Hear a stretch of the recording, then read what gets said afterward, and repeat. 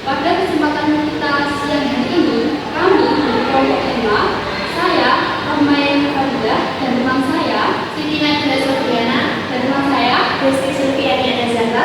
kami dari kelompok 5 akan memaparkan materi kami terkait dengan lingkungan manajemen sekolah. Untuk materi yang pertama akan disampaikan oleh teman saya, Siti Nabila Sofiana. Kepadanya waktu dan tempat kami persilakan. Baik, untuk yang pertama, saya di sini akan menjelaskan tentang konsep dasar lingkungan kerja kantor.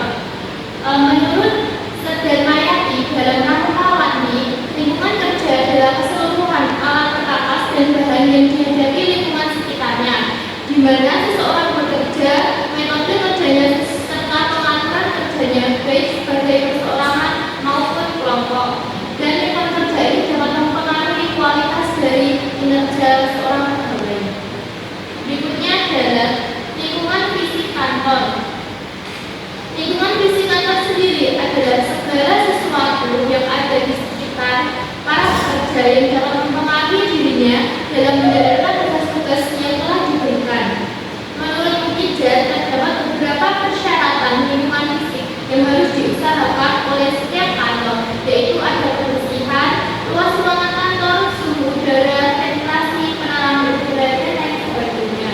Kemudian terdapat pula faktor-faktor lingkungan kerja fisik. Ada yang pertama adalah pewarnaan, yang dimana seorang pemimpin harus menentukan pewarnaan mana yang tepat untuk setiap ruangan yang ada. Yang kedua adalah pencahayaan. Pencahayaannya itu harus stabil dan lampu yang digunakan haruslah lampu yang berstandar. Kemudian yang ketiga adalah udara. Yang keempat adalah keamanan setiap pegawai. Yang kelima adalah musik, yang dimana musik ini berpengaruh terhadap kinerja seorang pegawai. Jika musiknya itu memiliki irama yang pelan, maka mempengaruhi kinerja pegawai juga. Dan terakhir adalah suara bising. Suara bising dapat mengganggu para pegawai dalam melaksanakan pekerjaannya. Berikutnya akan disampaikan oleh Desti. Baik, materi selanjutnya adalah tentang lingkungan sosial kantor.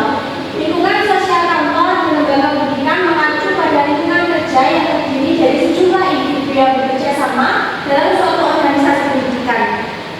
Lingkungan sosial seharusnya mampu berfungsi sesuai dengan aturan yang berlaku dan membentuk kepribadian individu menjadi lebih baik, menciptakan lingkungan sosial yang kondusif. Selanjutnya adalah contoh nyata lingkungan sosial kantor di lembaga pendidikan, yaitu yang pertama, lingkungan sosial kantor di lembaga pendidikan melibatkan sejumlah staf, guru, dan pegawai yang bekerja sama dalam satu tim. Nah, lingkungan ini memungkinkan guru untuk berkomunikasi, berbagi pengalaman, dan mengembangkan budaya kerja yang efektif dan efisien. Guru dapat bekerja secara optimal dalam lingkungan yang nyaman dan kondusif, dan memungkinkan mereka untuk meningkatkan kualitas pendidikan yang diberikan. Kemudian contoh yang kedua yaitu lingkungan sosial kantor di lembaga pendidikan juga melibatkan interaksi antara guru dan siswa dan antara siswa dengan siswa. Nah, di lingkungan ini memainkan peran penting dalam meningkatkan produktivitas kerja dan memungkinkan staf untuk melaksanakan tugas dengan optimal. Lingkungan kerja yang baik dan nyaman memungkinkan staf untuk bekerja secara efisien dan efektif, jadi memungkinkan mereka untuk mencapai tujuan lembaga pendidikan. Selanjutnya akan disampaikan oleh Mbak Rohmayani.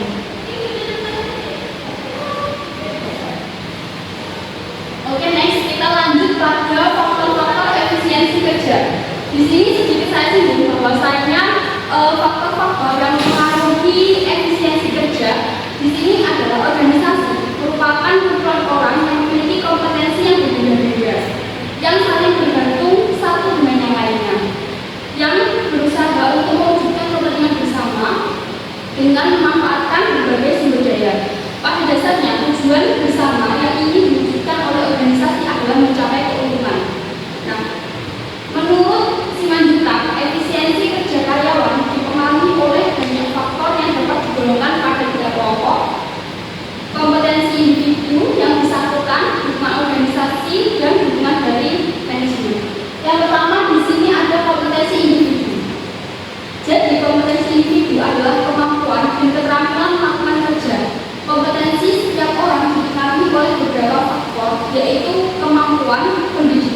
dan pelatihan serta pengalaman kerjanya.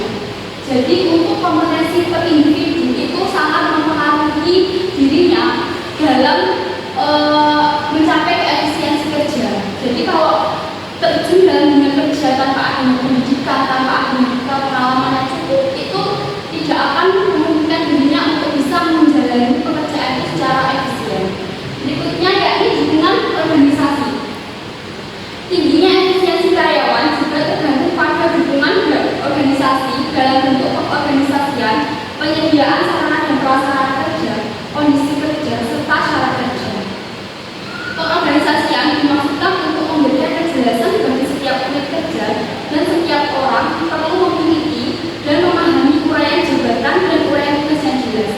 Jadi dalam suatu pekerjaan, jabatan ataupun tingkatan itu sangat mempengaruhi dari efisiensi kerja. Karena apa? Karena kita dapat mengukur kemampuan seseorang atau kita bisa melihat keefisiensi kerja seseorang itu berdasarkan jabatan dan juga tingkatannya. Kalau misal dia tidak mumpuni pada bidang tertentu tapi diletakkan pada bidang tersebut, itu juga akan mempengaruhi efisiensi kerjanya. Kemudian yang terakhir adalah dukungan dari manajemen. Efisiensi dan penghematan waktu setiap orang dipengaruhi oleh kemampuan manajerial pada manajemen atau lingkungan, baik dengan membangun sistem kerja dan hubungan industrial yang aman dan harmonis maupun dengan mengembangkan kompetensi pekerja yang terlibat dalam aktivitas perusahaan.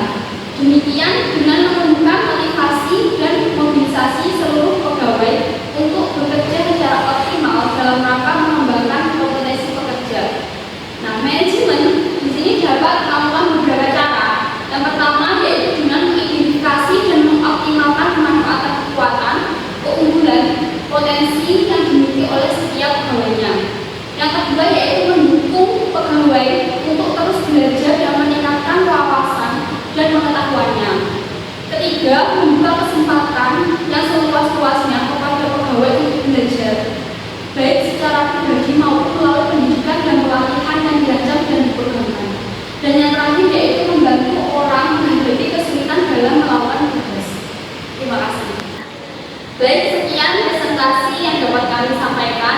Kurang lebihnya dari kami mohon maaf. Semoga apa yang kami sampaikan dapat bermanfaat dan juga sangat membantu. Akhir kata dari kami, wassalamualaikum warahmatullahi wabarakatuh.